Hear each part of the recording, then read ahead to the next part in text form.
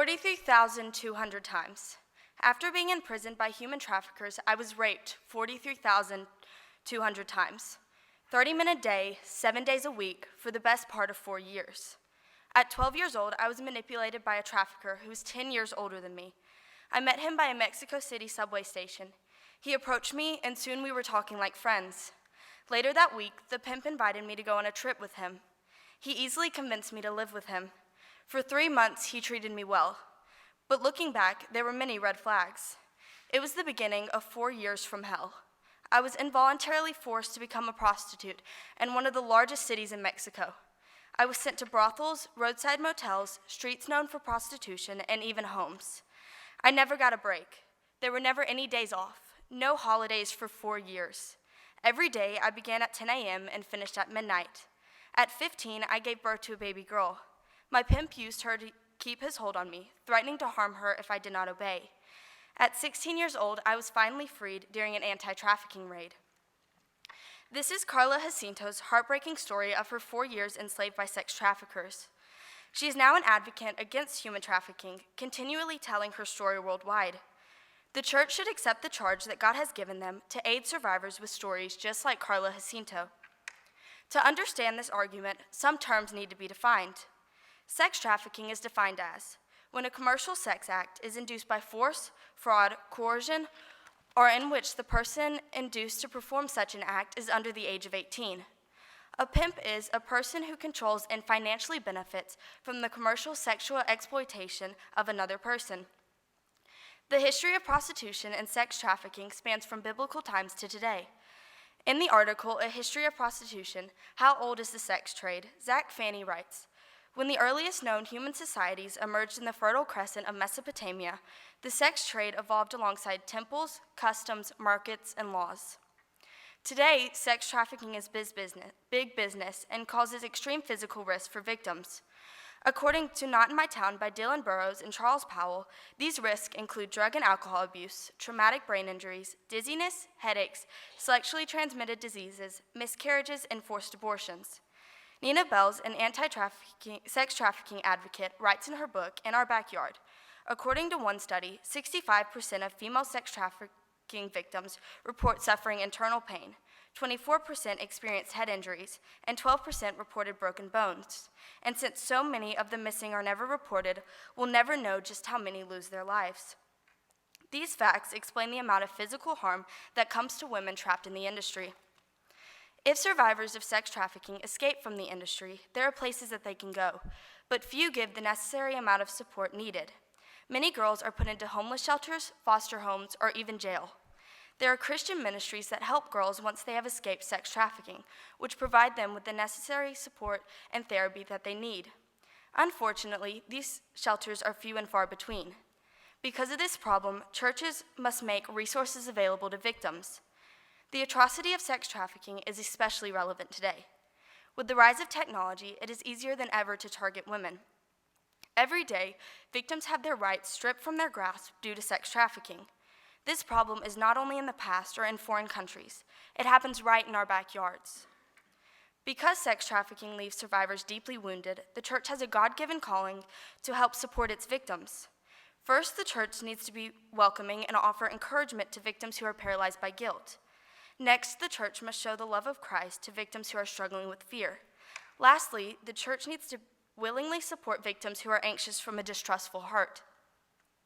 First, the church needs to be a welcoming support system to those victims who are paralyzed by guilt. A young dancer answered an ad to participate in a musical touring around Japan, and much to her excitement, got hired. Once in Japan, she did not get the musical theater break for which she had hoped. She was taken to a home, beaten, and gang raped for a week. Eventually, the traffickers completely broke her and sent her into a brothel. They sold her freedom and promised her that once she repaid the money spent to bring her to Japan, they would release her. It took her 3 years to acquire all the money that they demanded of her, but next they demanded that she pay 3 years' worth of interest. Thankfully, shortly after this, she was able to escape her traffickers and make her way back to the United States. The church is called to help survivors cope with their misplaced guilt from their time of being trafficked. Pimps force their victims to act against their morals, causing survivors to feel a massive amount of guilt. traffickers use manipulation to convince their victims that being trafficked is all their fault. Victims use excuses such as, "I didn't say no, I didn't tell anyone, I didn't fight back." They blame themselves rather than the person who has trafficked them. Victims are forced to commit an extensive number of sexual acts, which is entirely against their morals. These sexual acts include, but are not limited to, pornography, stripping, live sex shows, mail-order brides, and sex tourism. Along with this, many traffickers use debt bondage. Traffickers tell their victims that they owe money, which is often related to the victim's expense for living and traveling into the country, which they must pay. But none of the victims are able to earn any money to pay off that debt. These few reasons and many more explain why victims feel immense guilt once they have escaped from the industry. The intense guilt comes from being trafficked, but in the Bible, Christ speaks of how everyone should place their sin on him, no matter how big. The prophet Isaiah uses the illustration of snow to show that there is no reason to feel guilty if you have Christ. "Though your sins are like scarlet, they shall be as white as snow. Though they are red like crimson, they shall be as wool." In addition to Isaiah 1:18, Paul writes in Hebrews 8:12, "For I will be merciful to their unrighteousness, and their sins and their lawless deeds I will remember no more." Christians must encourage these survivors to believe that God will wash away all of their guilt and sin if they turn to him. Guilt can become unbearable for survivors, but with these scriptures, Christians can start to aid victims in their journey to renewal. Take a second to think about the guilt these ladies feel, knowing that they live this lifestyle.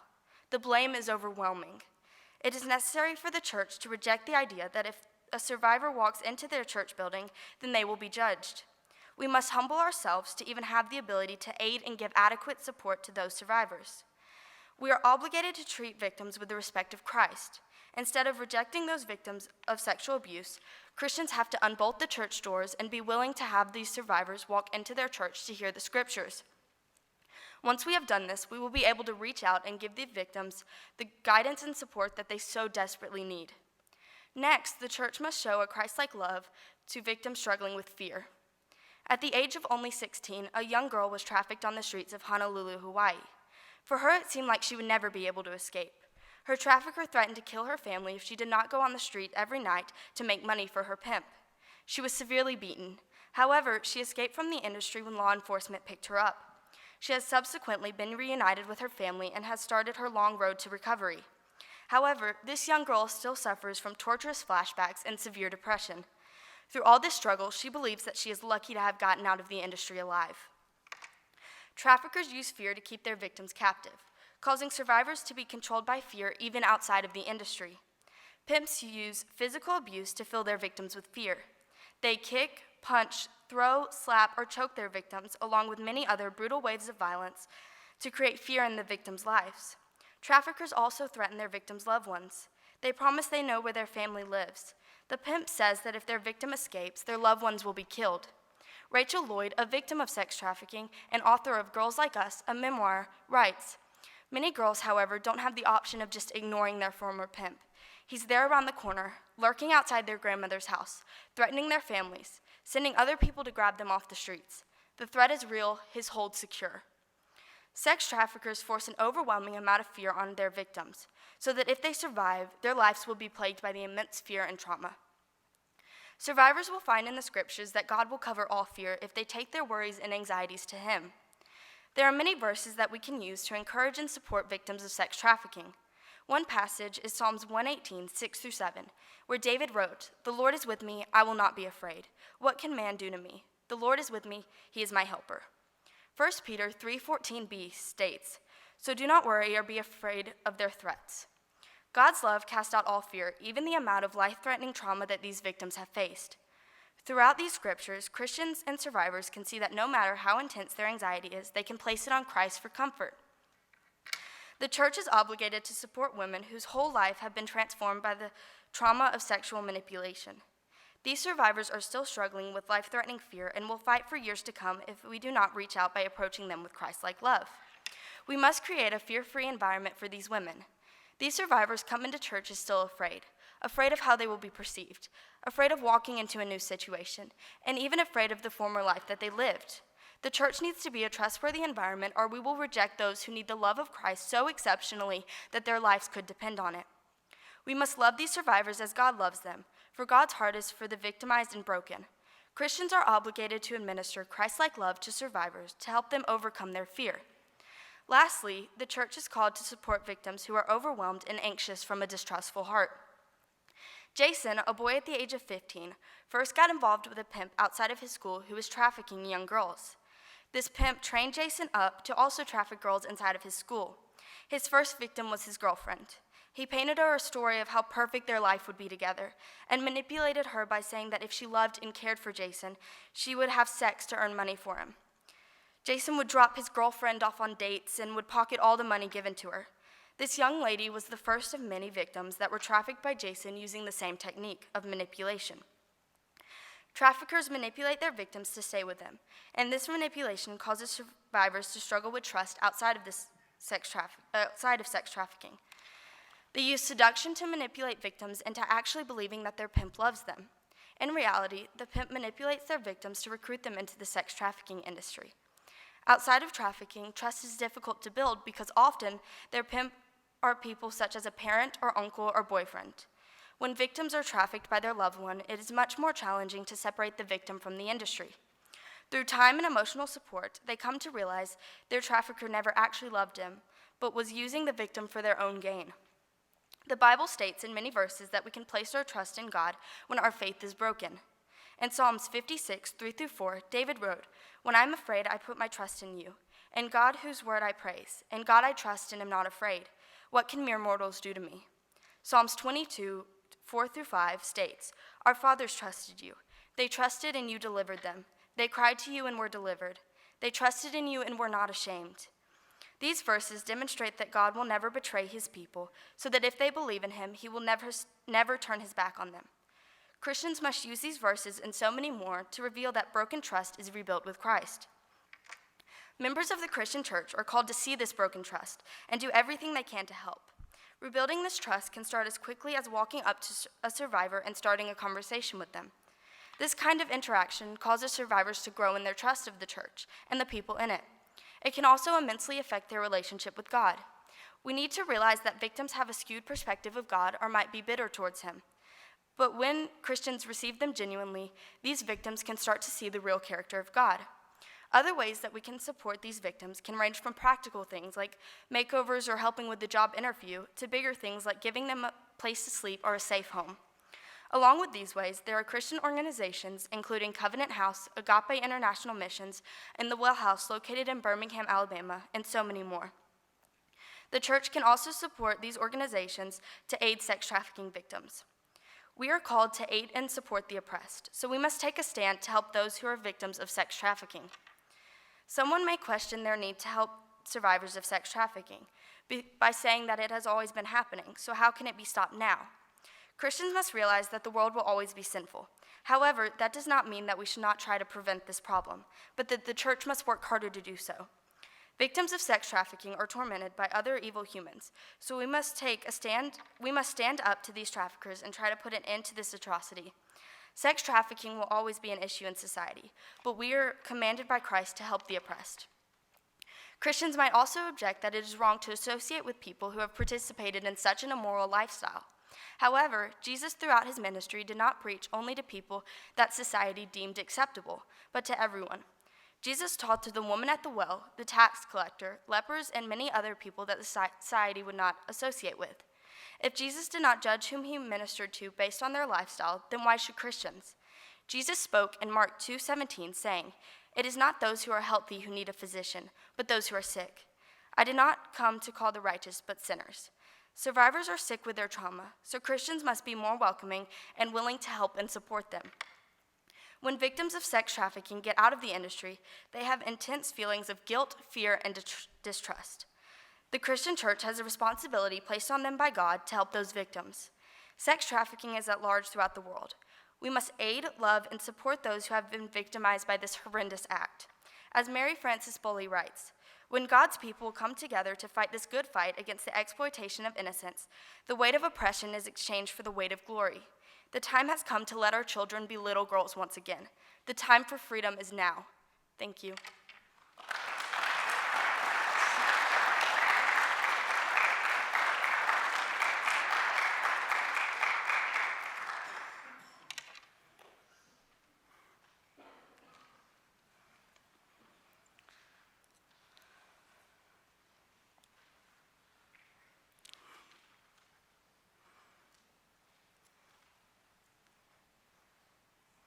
Thank you, Mary Ashley.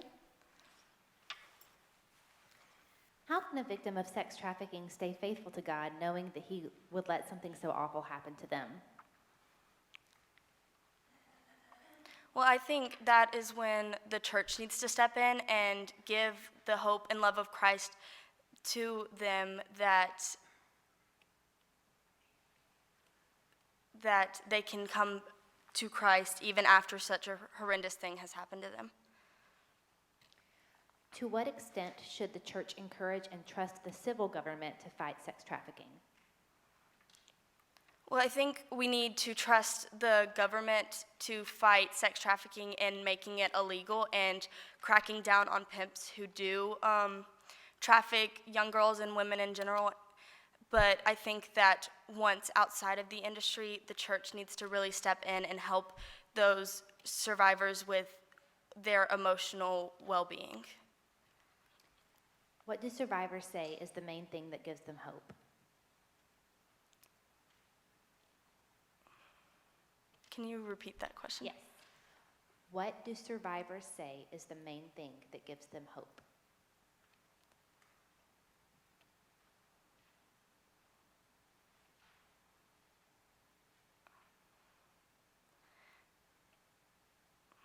Is that in terms of like once they're out of the industry or like in the industry? Like the hope? It doesn't say, so you can choose. Okay, so inside of the industry, there's always the hope that they'll live and be able to get out of this, and through that, they're able to really fight to live for another day and be able to escape from the industry. What is the estimated scope of this problem in America or in Alabama? We can't really know for specifics like the scope of sex trafficking because it is such a secret organization, but from what we know about stories from victims and people who have been caught from law enforcement and things like that, it is extremely wide and an extremely big scope in our country right now, and especially in Alabama. You've spoken about the church opening its doors to trafficking survivors, but how can the church rescue women from the track? Well, I think that the church should not necessarily if they're going to go out and try to save people from sex trafficking, they need to be fully trained in how to do that because it's very dangerous. It's a dangerous thing to do. And I think they need to be trained. So I think the church should, unless you are trained in that one aspect of it, should stick to supporting victims once they're out of the industry. What are some next steps that we can take to put an end to sex trafficking? Well, we can always support the organizations that I mentioned and other organizations like it that are really helping. And then also we can just talk to people and get it known out there that this is a real thing and this is going on and that it won't end, this horrendous thing won't end until we put up a stand to end it. You've spoken about the majority of victims in sex trafficking are females. How can males help?